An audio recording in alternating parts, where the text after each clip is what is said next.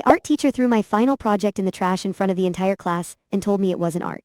She held it up first, which was the part that really stayed with me, because she wanted everyone to see it before she dropped it in the can by her desk. She said it lacked intentionality.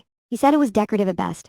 She said the semester had given me enough time to produce something meaningful, and this was not it. I sat there while 20 other students looked at their desks. Nobody said anything. The project was a large format piece I had spent 6 weeks on, mixed media, incorporating photographs from my grandmother's house after she passed away layered under paint and textile and handwritten text. It was the most personal thing I had ever made.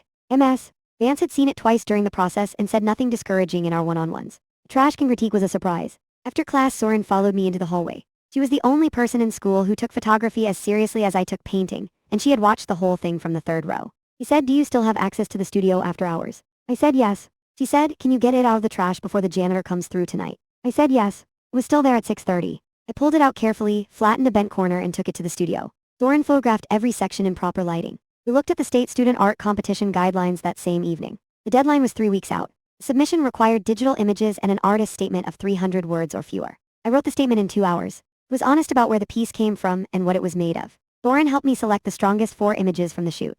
He submitted everything online before midnight and then went and got food because we were both running on adrenaline and nerves. 8 weeks later, I got an email.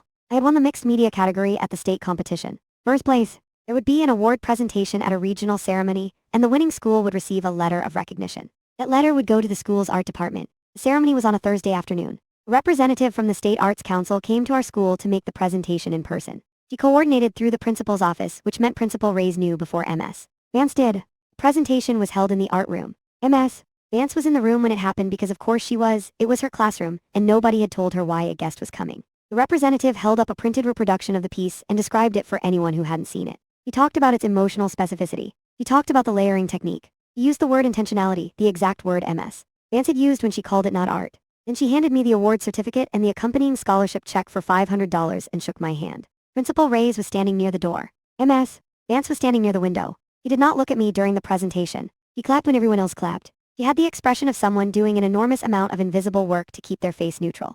I thanked the representative. I thanked my fellow students and said that the piece had been made in that room and was better for it, which was technically true and also the most pointed thing I could think of to say. The winning piece now lives in my room at home. It was displayed in the State Gallery for 3 months before that. The program from the gallery show lists my name, my school, and my grade. Nowhere in the artist's note does MS. Vance's name appear. She was not part of the story, and by the end of it she knew that.